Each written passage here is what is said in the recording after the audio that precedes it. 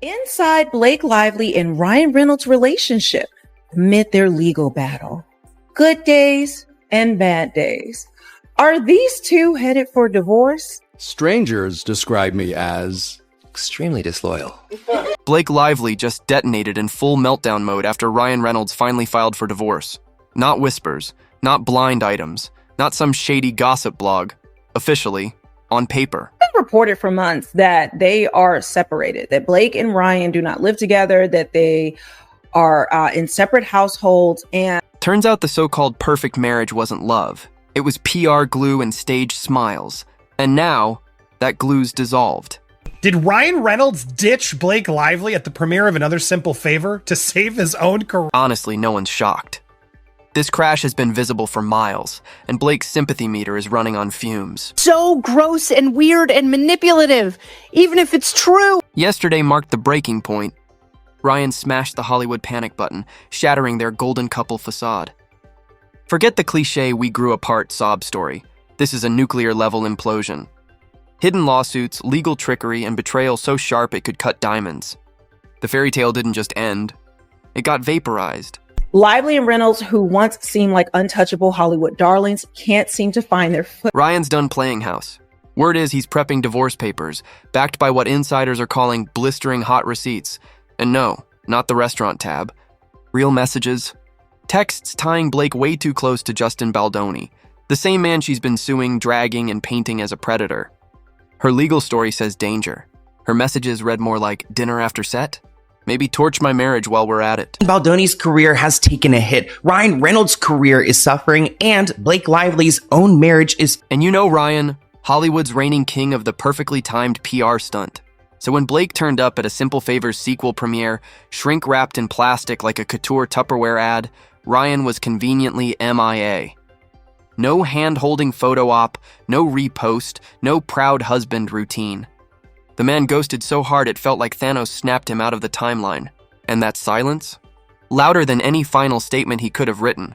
Insiders are spilling on the real reason why Ryan Reynolds left Blake Lively alone on the red carpet amid the Anna Kendrick beef, and it's all about... Because here's the kicker. They haven't even lived together since late 2020. Every cozy Instagram, every red carpet date night, every recycled wedding joke, it was theater. Meanwhile, Blake and Ryan were running completely separate sitcoms.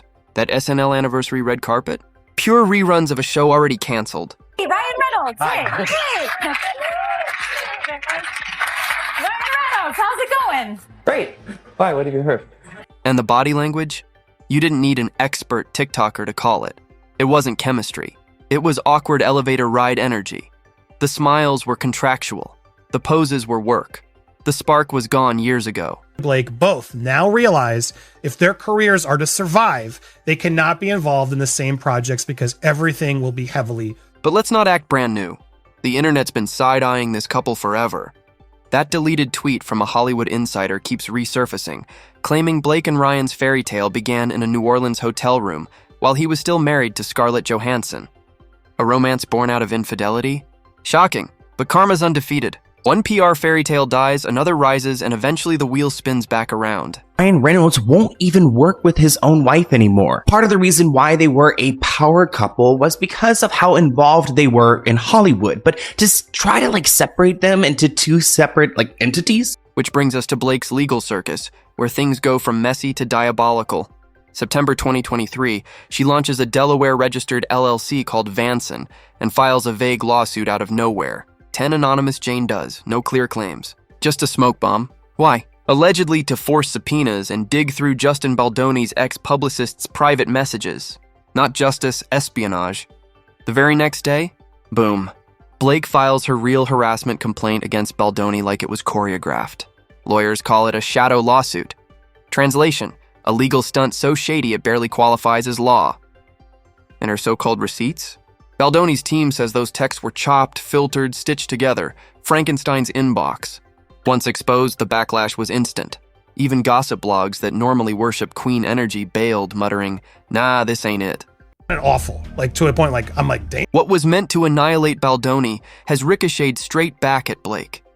Her campaign is collapsing under its own contradictions. And Ryan? He reportedly sees the implosion for what it is, brand suicide, and is pulling the plug. This isn't about love or loyalty anymore. It's about survival. His money, his empire, his name dragged into lawsuits he never even signed up for. We wanted her vision to be... Blake isn't just fighting Baldoni in court anymore. She's fighting the slow death of her credibility. Shady filings, suspect subpoenas, accusations of manipulation, and a husband who clearly wants no part of it. If Ryan files now, it won't read like betrayal. It'll read like instinct. The red carpet couple brand is over. Behind the scenes, it's nothing less than a PR apocalypse. Side Blake Lively and Ryan Reynolds' relationship amid their legal battle. Good days and bad days. Are these two headed for divorce? Ryan's done. You can feel it in the silence, the absence, the stage distance. This wasn't coincidence. It was strategy. He's been peeling away from this scandal one premiere at a time. And now that Vangate is public, Blake's left holding the grenade.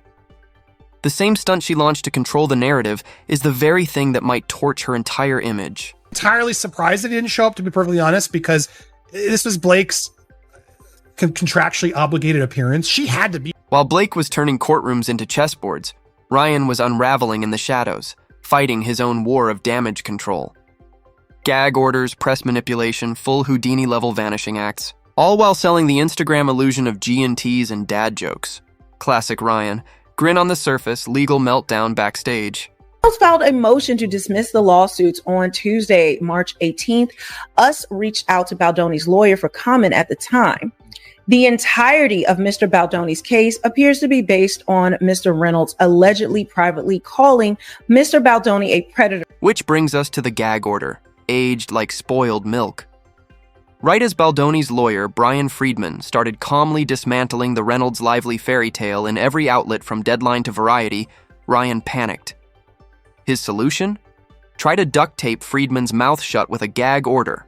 Just try to separate them into two separate entities, and to not look at them as a couple will be difficult to do. He actually filed a motion whining that Friedman was running a harassing media campaign against him and Blake. The irony? The man who built a billion-dollar career on sarcasm and roasts tried to cancel someone else's free speech. And here's where it gets tone-deaf beyond belief. Friedman had just lost his home in the LA wildfires. The guy was literally sifting through ashes, and Ryan thought, perfect time to unleash the lawyers. That's not just bad optics, it's career circling the drain optics. Disney's golden retriever suddenly looked like Deadpool's real villain. Knows that Ryan's career has so far survived the fallout. I would agree with that. It has. He's still going to be Deadpool. He's not going to lose gigs. I do think Blake will have a tougher time.